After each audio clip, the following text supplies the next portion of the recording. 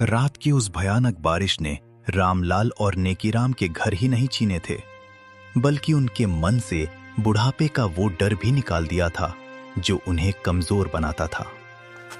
जब अपनों ने दुत्कार दिया तो इन दो दोस्तों ने उस रास्ते को चुना जहां कोई लालच नहीं था, कुदरत का रास्ता। उन्होंने तय किया कि वे गांव की गलियों में रहकर तमाशा नहीं बनेंगे, बल्कि जंगल की खामोशी में अपना वजूद तलाशेंगे। बारिश के बाद की गीली मिट्टी, चारों तरफ अंधेरा और झींगुरों की आवाज। रामलाल और नेकीराम एक बड़े पत्थर के नीचे बैठे हैं। रामलाल भाई, यहाँ तो हाथ को हाथ नहीं सूझ रहा। कहीं कोई तेंदुआ या भालू आ गया तो हम निहत्थे बूढ़े उसका क्या बिगाड़ लेंगे। चलो गांव वापस चलते हैं। किसी की ओसरी में पड़े रहेंगे, कम से कम जंगली जानवरों का डर तो नहीं होगा।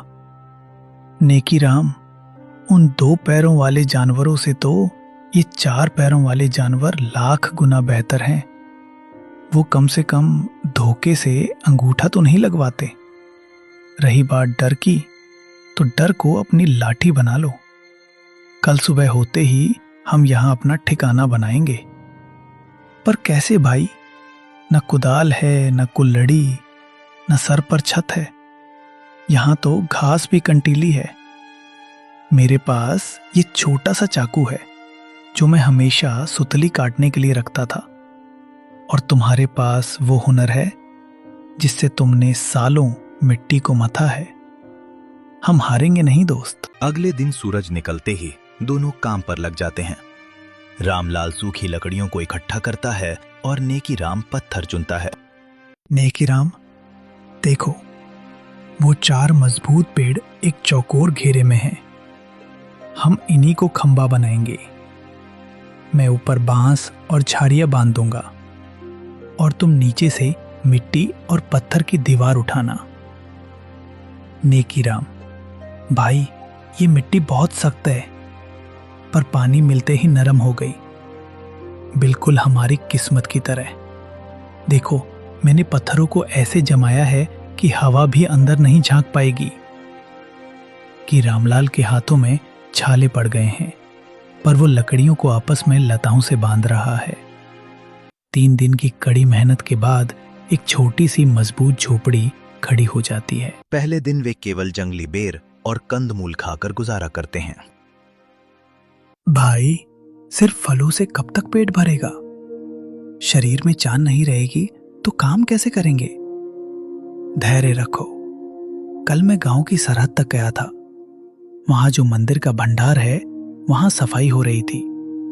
मैंने वहां से गिरे हुए कुछ सूखे बीज, लौकी, कद्दू, मिर्च और थोड़े से अनाज के दाने इकट्ठा किए हैं। लोग उन्हें कूड़ा समझ रहे थे, पर हमारे लिए ये सोना है। अरे वाह, पर यहां जमीन तो पथरीली है, बीज उगेंगे कैसे? रामलाल एक मजबूत लकड़ी को आगे से नुकीला करके हल जैसा बनाता है। दोनों मिलकर जमीन खोदते हैं। नेकीराम बाल्टी की जगह बड़े पत्तों में पानी लाते हुए।